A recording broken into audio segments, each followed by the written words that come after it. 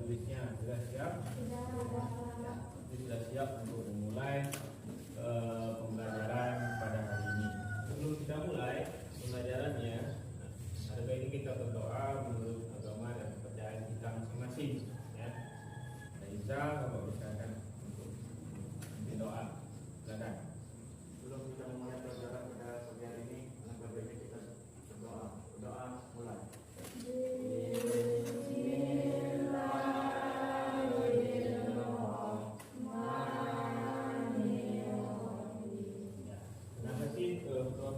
Semuanya sudah hadir ya, walaupun jumlahnya hanya sedikit, tapi di kelas 8 ini tetap semangat ya. Pada pertemuan sebelumnya itu kita telah membahas tentang pengertian eksposisi. Kedua, apa lagi? Apa? Yang unsur eksposisi. Ketiga apa? Struktur. Kemudian baru kebahasaan teks eksposisi.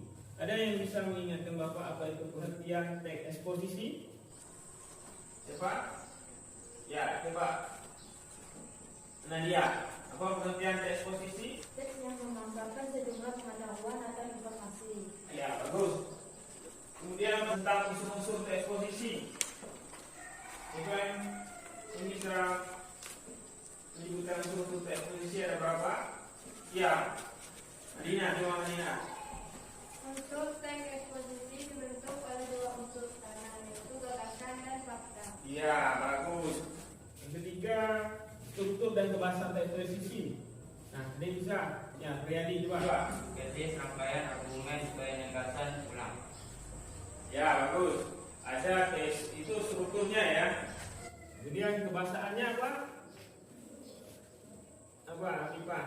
Menggunakan kata-kata teknis, menggunakan kata-kata yang menunjukkan argumentasi, menggunakan kata-kata kerja mental, menggunakan kata-kata kerujukan, menggunakan kata persuasif. Iya, bagus ya.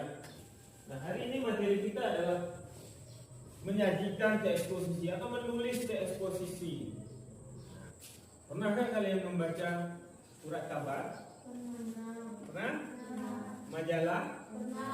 Atau nonton televisi pernah? Nah, kira-kira apa yang sedang ramai dibicarakan sekarang? Tadi ada yang sebutkan apa? Bermain game, pengaruh main game. Apa lagi yang kalian dapat informasi tentang remaja apa? Tadi tentang ya pengaruh main game ya terhadap prestasi siswa. Nah, apa lagi kira-kira? Pergaulan bebas. Nah, pergaulan bebas remaja ya. Nah, apalagi ada yang bisa berikan contohnya? Tawuran ya. Tawuran itu juga sering diberitakan di surat kabar atau majalah atau berita di televisi. Kaitannya dengan materi kita hari ini, teks eksposisi ini bisa kita jumpai pertama pada surat kabar, kemudian majalah, pada teks berita juga ada. Sebagai bagian dari media massa, tentunya punya tanggung jawab mendidik, menginformasikan kepada pembaca atau pendengarnya atau yang menontonnya. Nah, melalui teks eksposisi, tujuan untuk menginformasikan, untuk memberi pendidikan dari berita yang mereka sampaikan. Nah, itu melalui teks eksposisi. Nah, itu teks eksposisi bisa menyampaikan informasi dan fakta-fakta. Materi kita adalah menyajikan teks eksposisi. Nah, menyajikan teks eksposisi atau menulis teks eksposisi. Ya. Tujuan dari pembelajaran kita hari ini adalah yaitu siswa diharapkan mampu menyajikan gagasan dalam bentuk teks eksposisi, artikel ilmiah populer, lingkungan hidup, kondisi sosial dan atau keragaman budaya dan lain-lain dalam wujud secara lisan dan tertulis dengan memperhatikan struktur, unsur, kebahasaan dan aspek lisan. Ya. Jadi itu tujuan dari belajar tentang menulis teks eksposisi atau materi kita pada hari ini. Nah, apa manfaatnya? Kira-kira apa? Siapa yang bisa? Ya, kita bisa menginformasikan kepada orang tentang sebuah fenomena atau peristiwa kepada orang lain ya, dengan sejelas-jelasnya. Ya. Itu manfaat dari menulis eksposisi. Nah, sebelum menulis itu tentu ada yang harus kita pahami dulu. Nah, ada langkah-langkah yang harus kita pahami dulu sebelum menulis. Nah, kira-kira apa langkah pertamanya? Langkah pertama menulis eksposisi apa? Ada yang tahu? Saya Ya, Syera. Coba Syera, apa langkah pertamanya, Pak? menentukan isu ataupun masalah yang akan dibahas. Ya, menentukan isu. Bagus. Kemudian langkah kedua apa? Yuda. Membaca berbagai sumber yang berkaitan dengan isu yang ditulis. Ia membaca berbagai sumber ya tentang isu yang kita pilih. Kemudian yang ketiga, langkah yang ketiga apa? Pak? Mendasarkan topik-topik yang berkaitan dengan isu berdasarkan hasil-hasil membaca dan langkah-langkah pengamatan. Iya, bagus. Jadi setelah kita cari sumbernya, kita daftarkan topik-topiknya. Topik-topik yang berkaitan dengan isu yang kita pilih tadi. Apa saja yang berhubungan dengan isu kita tadi. Nah, selanjutnya, langkah selanjutnya apa yang keempat? Ya, Pak. Ya, coba. Nadia. Menyusun kerangka buku eksposisi. Topik-topik itu disusun secara sistematis dengan pola. Ya. Jadi bagus ya. Jadi menyusun kerangka dari topik-topik yang sudah kita susun. Menyusun kerangka dan yang terakhir apa? Langkah yang terakhir. Madinah.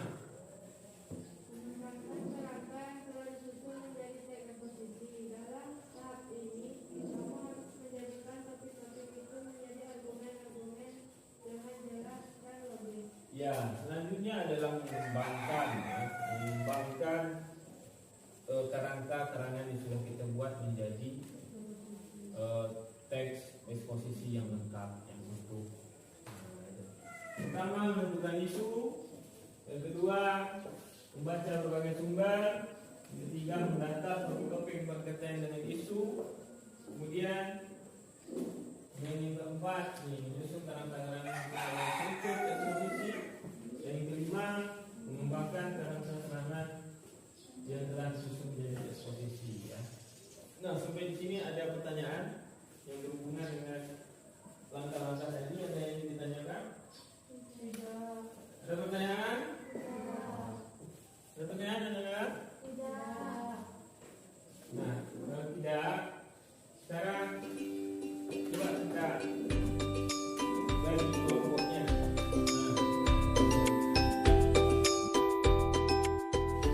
Baik, aku jelaskan ya cara mengisi LKPD-nya.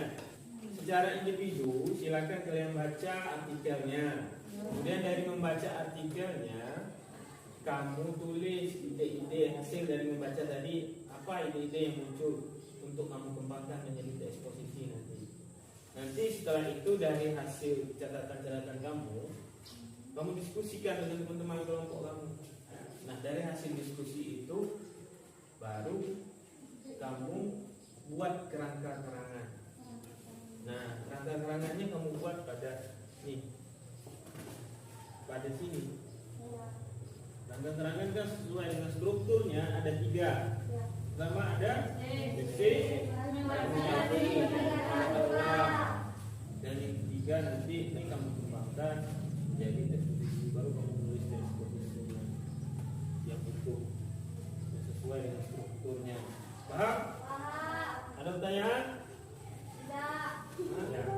Kalau seperti itu silakan dikerjakan. Nah, waktu mengerjakannya adalah sekitar 20 menit. Cukup 20 menit? Cukup. Nah, silakan. Bapak tunggu. Ya. Topiknya ini di sini.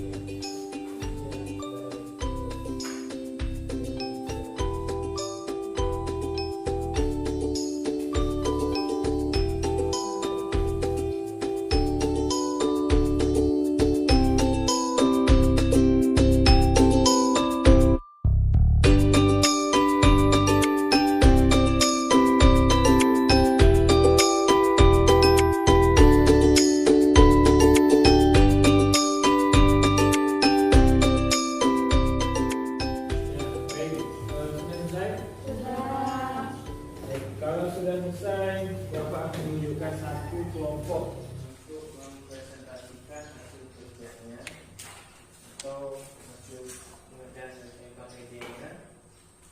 Nah, caranya seperti ini. Ada 3 strukturnya kan. Susunan strukturnya ada tesis, argumen, dan apa? Ya, gagasan ulang. Nah, untuk strukturnya dibacakan oleh Pak Riyadi, kemudian argumennya Nadia, dan gagasan ulangnya Madinah. Baik, silakan kelompok 2 untuk mempresentasikan hasil kerjanya. Silakan. Kami kelompok 2 akan menentukan Silakan. Judulnya dampak bermain game secara berlebihan. Ya. Bermain game memang sangat mematikan dan bisa membuat siapa saja terutama anak-anak menjadi lupa waktu. Meski bermain sudah menjadi hal yang wajar untuk anak-anak, tapi apa yang terjadi jika anak-anak lebih sering duduk di depan layar komputer gadget selama berjam-jam untuk bermain game? Jika dibiarkan, hal itu akan memberikan dampak bagi anak-anak. Argumentasi. dampak fisik dari bermain game secara berlebihan antara lain akan mengganggu kesehatan mata. Dampak psikologis yang pertama adalah anak kurang bersosialisasi. Dampak lain dari bermain game secara berlebihan adalah timbulnya nyeri otot. Gagasan ulangnya. Jadi, ketika anak sudah mulai kecanduan bermain game, sebaiknya segera ambil langkah-langkah pencegahan, yaitu dengan segera membatasi frekuensi anak untuk bermain game dengan mendorongnya untuk melakukan aktivitas di luar rumah. Ya, bagus. Kemudian untuk kelompok 2. Kemudian hasil presentasi kelompok 2 bagus ya.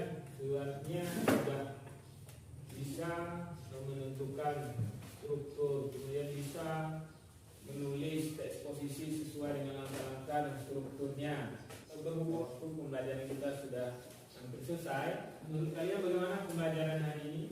Apakah menyenangkan atau bagaimana? Menyenangkan ya, alhamdulillah menyenangkan, dan semoga kedepannya pembelajaran seperti ini atau pembelajaran menyenangkan itu bisa kita terapkan di dalam kelas kita nantinya. Dan bisa menjadi motivasi atau semangat kita dalam belajar tentunya. Selanjutnya kita akan menyimpulkan pembelajaran hari ini. Apa yang sudah kita pelajari hari ini? Sebelum menulis teks posisi tentunya ada langkah-langkah teks posisi. Pertama apa? Langkah-langkahnya?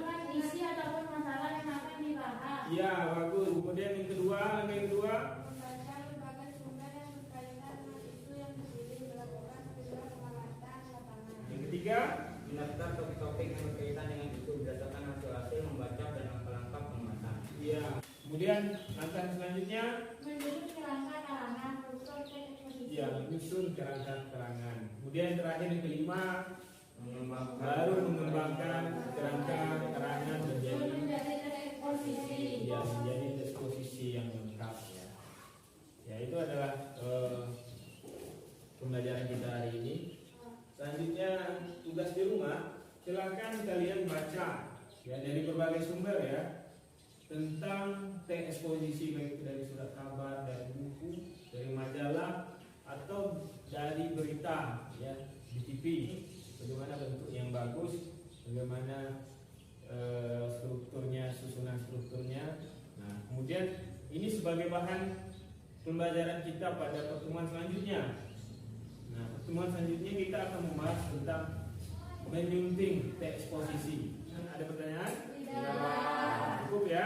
Cukup. Merasa cukup untuk hari ini, dan semoga bermanfaat untuk kita semua. Dan Bapak akhiri dengan ucapan alhamdulillah.